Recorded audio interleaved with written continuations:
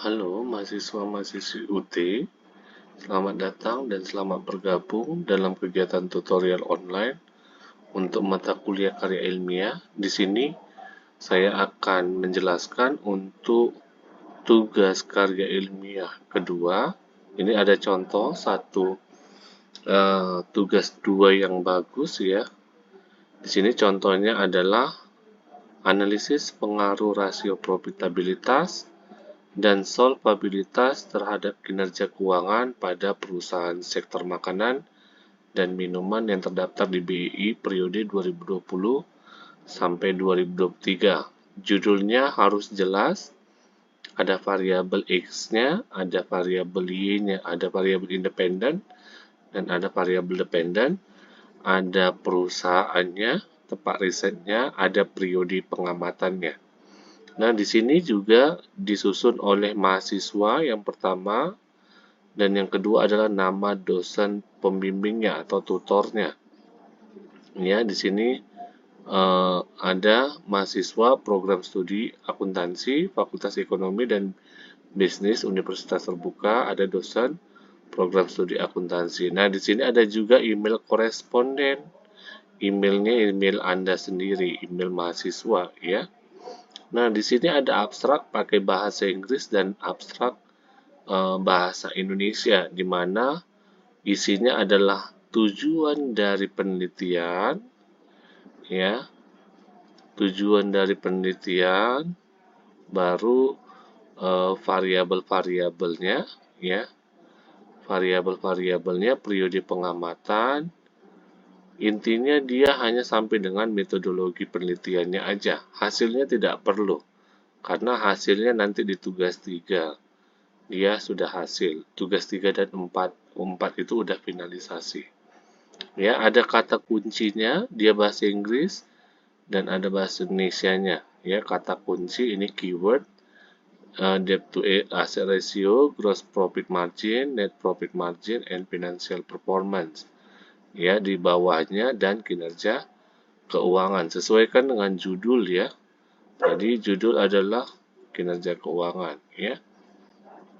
Selanjutnya ada pendahuluan. Di sini ada penjelasan tentang apa itu pasar modal ya, pendahuluannya ya. Baru fenomena yang terjadi di lapangan. Ini sudah dijelaskan, ada fenomena yang terjadi di lapangan. Sudah berdasarkan data-data dari lapangannya.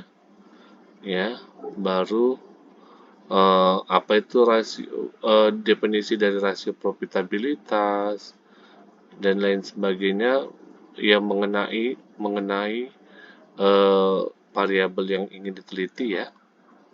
Baru di sini daftar tinjauan pustakanya ada teori signaling teori, harus ada teori yang mendukung ya, minimal 1 gitu ya. Teori apa yang mendukung untuk variabel X terhadap Y.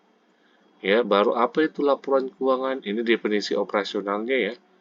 Ini harus jelas dari mana sumbernya. Misalnya teori signaling atau teori sinyal, ini belum lengkap juga sih sebenarnya ya. Karena ini harus ada menurut siapa, menurut pendapat siapa. Ya, dari jurnal mana dikutip.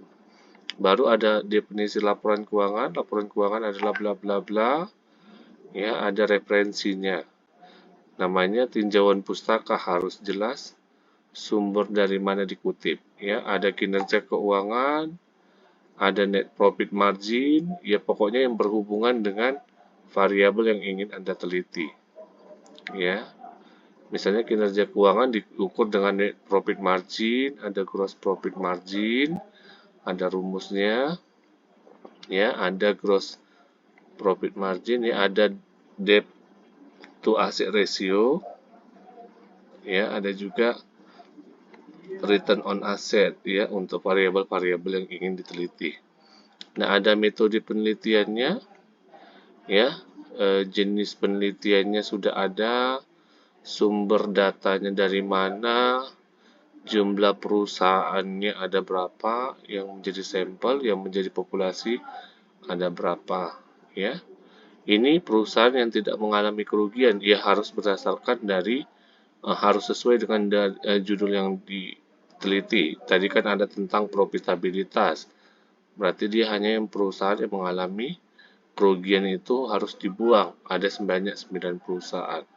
Jadi total sampelnya ada 17 ya. Jumlah observasinya ada 85, 17 kali 5. Inilah jumlah observasinya sebanyak 85 data. Ya, ini jelas ada kerangkanya ya. Nah, hasil dan pembahasan nanti itu di tugas 3, kesimpulan dan saran juga nanti di tugas 3 dan 4. Inilah sumbernya, daftar pustakanya harus jelas ya, minimal 5 buku dan minimal 5 jurnal. Kalau boleh lebih bagus, kalau kurang pun tidak ada masalah. Inilah contoh untuk tugas 2. Semoga dapat bermanfaat ya, semoga tugasnya dapat dikerjakan dengan baik. Terima kasih.